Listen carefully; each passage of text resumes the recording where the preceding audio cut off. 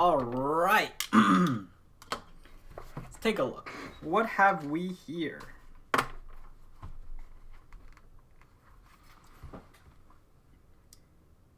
Where did I leave off? Fun is created by satisfying or replacing psychological needs, skills, and real-world desires and survival-related desires that hijack our circuits, such as happy chemicals, by fulfilling them in a shallow way. Now, obviously, it's not the only form of fun, but I guess it's like things like video games, or I guess roller coasters, etc. It creates the fun because it triggers the programs in your brain that are meant for survival to give you happy chemicals, as if you fulfill those survival based actions. For example, video games are very goal oriented, and also there's like a feeling of status orientation in some cases as you progress, and especially in player versus player, I suppose. So those would be dopamine and serotonin, the goal and status chemicals.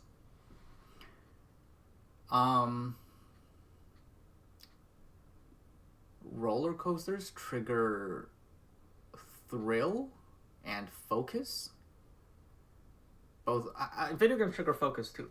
Also, I guess these things that anything that triggers focus is also very beneficial for having fun, because focus is inherently associated with progress and real world.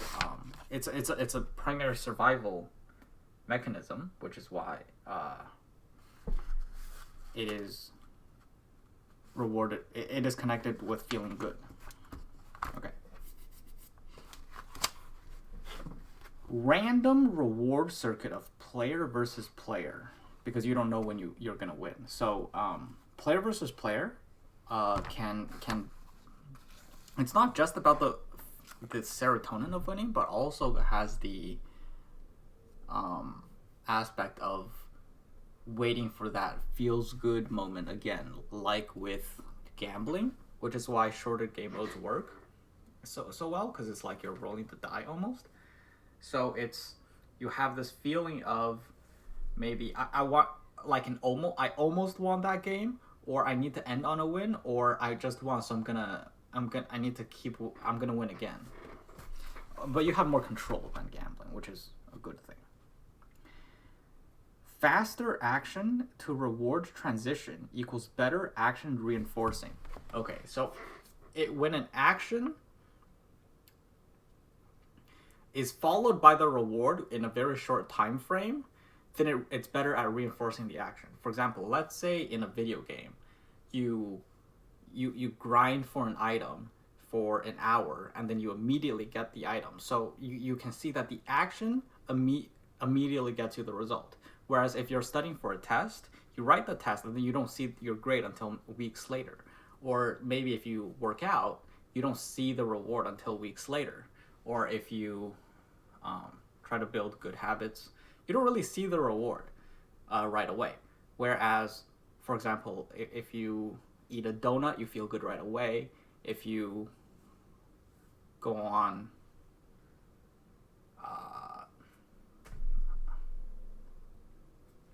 I don't know. I don't even know what people do but point is, your action reinforcement is built through fast rewards. So that's also why delayed gratification is such an important trait to build, and is associated with success, because, well, success requires the delaying of reward for your actions. These are, by the way, these notes are from Dr. K. Anyways, gamers don't actually have fun for hours and hours. Yeah, so if you're playing video game for like 5 hours and you ask them on hour 3, are you having fun? They're usually just going through the motions at that point. And you can say the same for about like social media. Usually after like 30 minutes, they're just scrolling or whatever other activities you do for fun. Usually you don't actually have fun the entire time because your focus isn't meant to last that long anyway.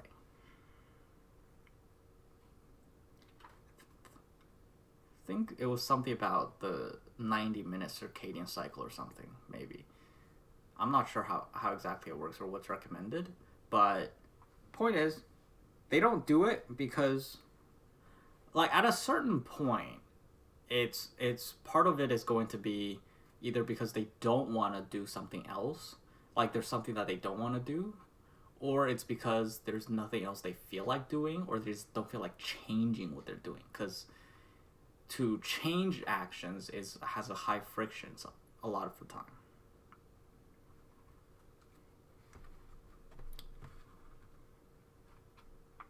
Happy chemicals exist to create circuits and mark actions as repeat to repeat in the future, which are originally made for survival purposes. Addiction, something that provides a reward or relief from a problem without solving the problem. So whether it's distraction, escapism, or maybe anxiety, maybe you feel anxiety, but the reason you feel anxiety doesn't go away, but the anxiety goes away for a while. If you know, whatever it is you do. If you feel bored or discomfort, and you bite your nails instinctively when you have that feeling, and it makes that feeling go away, etc. Addiction is basically a bad habit that you always default to whenever the problem triggers the feeling, and you make the feeling go away without making the problem go away. That's my understanding of what he said anyway. Okay. So this one is from a YouTube short. Same guy from before, who was giving, I don't even know his name. He was giving advice on like marketing. So he asked one of his audience members, let's give an example. And he said, I want a logo. How much is it? And the guy replied, it's $5,000. Done. So, and his point is that was wrong because you should ask questions, because you don't know how much money they have and what it is they want and what they want to pay for. So for example, you can ask them what they want the logo for, what they want it to look like, and the display of effort in understanding what they want increases the value, but also you can expand the level of service you can provide. Maybe they wanted a website and you can build them a website, or maybe they wanted something, etc. So basically, if you put that extra effort rather than making it a transaction, then you can, it's going to be more effective, because you're going to better understand their requirements and what they want, or something. But yeah, I mean, if you go to someone and go, I want a logo, and they say 5,000, that's not you're not going to be as inspired as if they said, what do you want the logo for? What do you want it to look like? What kind of product are you selling? Where are you putting it? Is it for a website? Is it for the front of a store? Is it all of the above?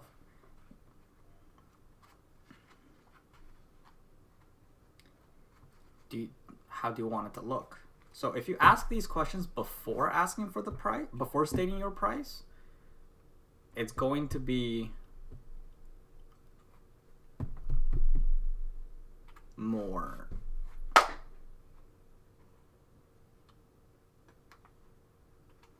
I mean, you can imagine it, right? If you're the customer, you would feel a lot more confident.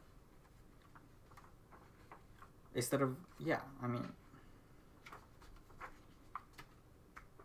psychology of sacrifice. You value something for the sacrifice and not the value of the item. So if you've made a certain level of sacrifice to achieve or gain something, you're going to value it much more greatly than if you got it easily. And that means that your personal cost, not the monetary cost, is going to be much more associated with the value of an item than it is the objective value, because there is no such thing as true objective value. The point is, when you buy something, it's not about the objective value of the item, because you would rather have that item than that amount of money.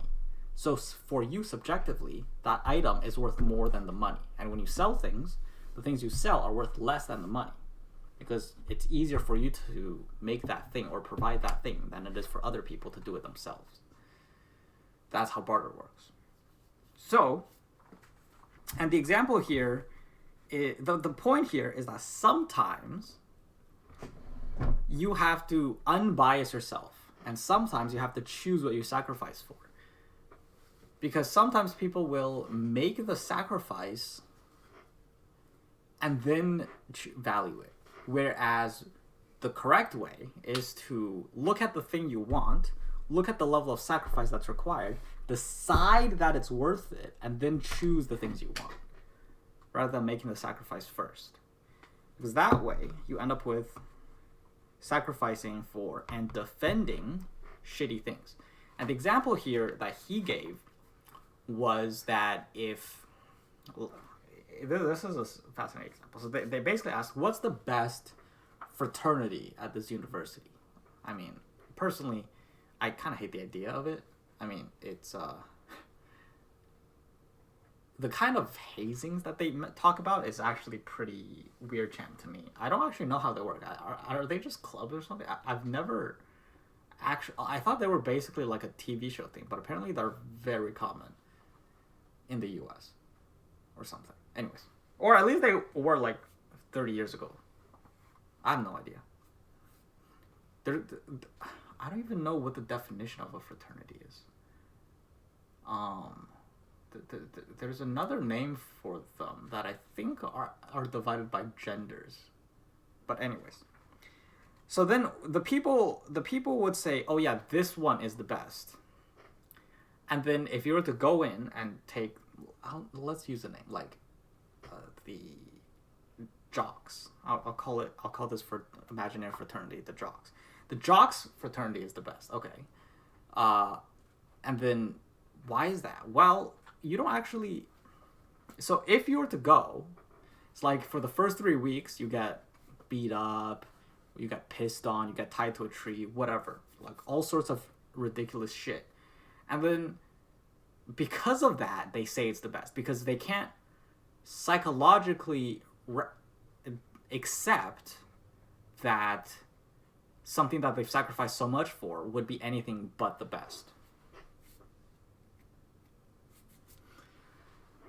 So point is, sacrifice after you decide on the value, not before. Because then the value is determined by your sacrifice and not by what you get. For example, if you got a mortgage and paid it off after 10 years for a gold watch, you will hang on to that watch till the day you die. But before that, would you have decided to get a mortgage that would take you 10 years to pay off for a gold watch? Or would you have done that for a house? You would do that for the house, and you would get something better out of it. And you would hold down to the house too. And you can sell the house and get the return on the value and reassign that value somewhere else. It's like you accumulate personal worth rather than... Because like you own the asset. Now my point isn't that people are out here getting a mortgage for 10 years on a watch, obviously. But the point is, if they had a mortgage for it, then by the end of it, they would value that watch fucking a lot. Like, they would be... nobody would want it, but like they would be devastated if something happened to it.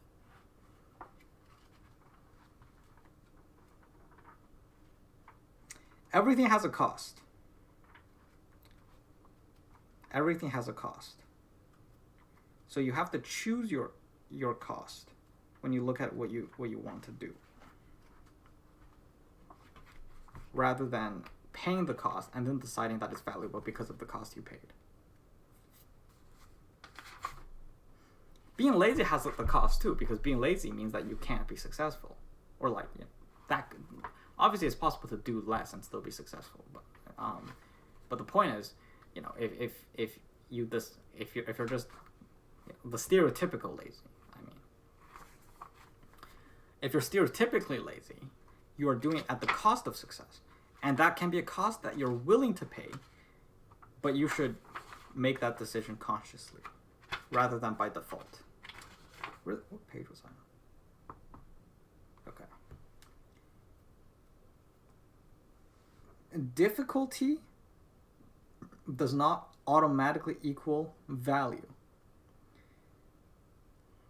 Difficulty is a product of ignorance or inexperience. If you get over the hurdle of knowledge or experience, it will become easy. And then you can have something that is easy and valuable if you get across the difficulty hump. The difficulty has the other side, which is now you can do the same thing even better, and it's now much easier.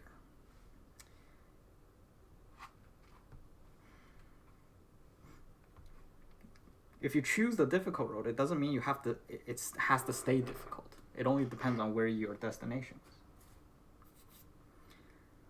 Don't assume that failure means to not try hard enough. Rather than knowing failure could mean that you just don't know how it's done correctly.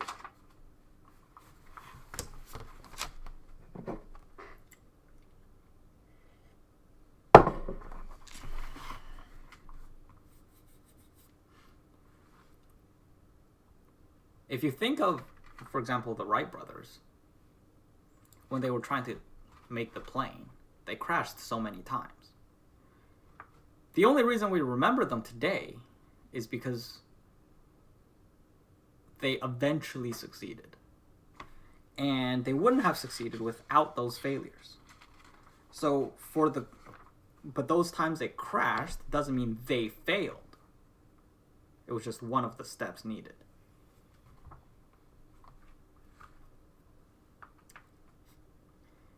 Okay. We often value things based on the price we paid, but you can pursue things at value that aren't a product of equivalent difficulty. So you can choose things where the result is more valuable than the price you pay.